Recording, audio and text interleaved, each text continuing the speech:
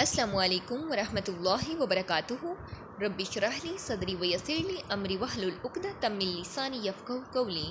الحمد للہ رب العالمین۔ پیرا نمبر 7 سورۃ المائدہ آیت نمبر 108۔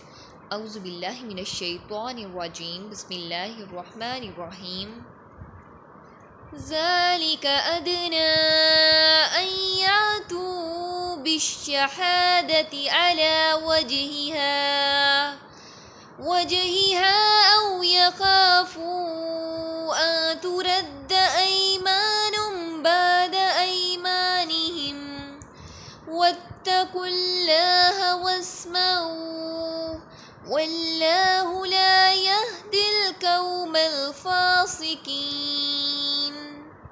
یہی طریقہ قریب ترین ہے کہ لوگ اس طریقے پر گواہی دیں یا وہ ڈریں کہ دوسروں کی قسموں کے بعد ان کی قسمیں رد کر دی جائیں گی، اور اللہ رب العالمین سے ڈر جاؤ اور سنو، اللہ تعالیٰ نافرمان لوگوں کو ہدایت نہیں دیتا۔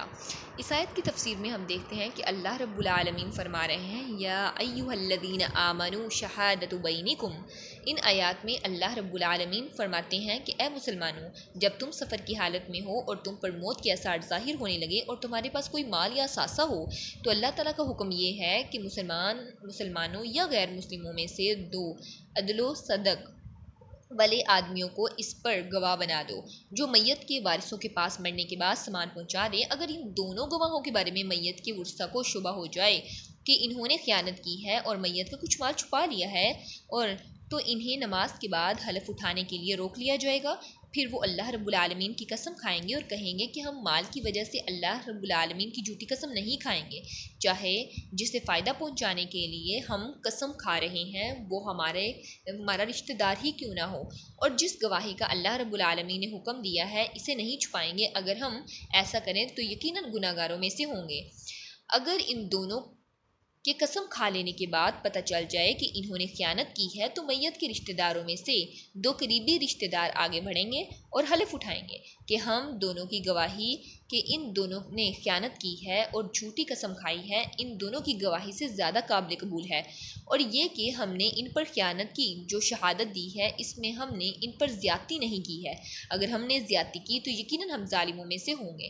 اس کے بعد اللہ رب العالمین نے اس طرح حلف لینے کی حکمت و مصلحت بیان فرمائی ہے کہ اس کا فائدہ یہ ہوگا کہ گواہ آخرت کے عذاب سے ڈرتے ہوئے امر واقعہ میں کوئی تبدیلی لائے بغیر گواہی دیں گے، اور خیانت کی شکل میں دو قریبی رشتہ داروں سے حلف لینے کی حکمت یہ ہے کہ حالت سفر کے گواہ ڈریں گے کہ اگر ہم نے جھوٹی قسم اٹھائی تو وہ رد کر دی جائے گی، کیونکہ قریبی رشتہ دار قسم کھائیں گے اور ہمارا جھوٹ لوگوں کے سامنے ظاہر ہو جائے گا۔ ان آیات کا جو شان نزول ہے وہ یہ ہے کہ عبداللہ بن عباس رضی اللہ تعالیٰ عنہ بیان کرتے ہیں کہ بنو سہم قبیلے کا ایک مسلم شخص تمیم داری اور عدی بن بدا کے ساتھ سفر کے لیے نکلا۔ یہ دونوں اس وقت نصرانی تھے۔ سہمی کو اس سرزمین پر موت آ گئی جہاں کوئی مسلمان نہ تھا جسے وہ وصیت کر سکتا، لہٰذا اس نے اپنا سامان تمیم داری اور عدی کے حوالے کر دیا۔ پھر جب وہ دونوں اس کے ترکے کے ساتھ واپس آئے تو ورثا نے دیکھا کہ چاندی کا ایک جام جس پر سونے کے نقش و نگار بنے ہوئے تھے غائب ہے۔ مقدمہ رسول اللہ صلی اللہ علیہ وآلہ وسلم تک پہنچ گیا۔ آپ صلی اللہ علیہ وآلہ وسلم نے تمیم داری اور عدی سے قسم لی اور انہیں چھوڑ دیا۔ بعد میں وہ جام مکہ میں ملا۔ ان لوگوں نے جس کے پاس سے وہ جام ملا تھا کہا کہ ہم نے اسے تمیم داری اور عدی بن بدا سے خریدا ہے۔ پھر اس سہمی کے ورثا میں سے دو آدمی کھڑے ہوئے اور انہوں نے گواہی دی کہ یقیناً یہ جام ہمارے قریبی رشتہ دار سہمی کا جام ہے، چنانچہ یہ آیت انہی کے بارے میں نازل ہوئی۔ بخاری کی روایت ہے 278۔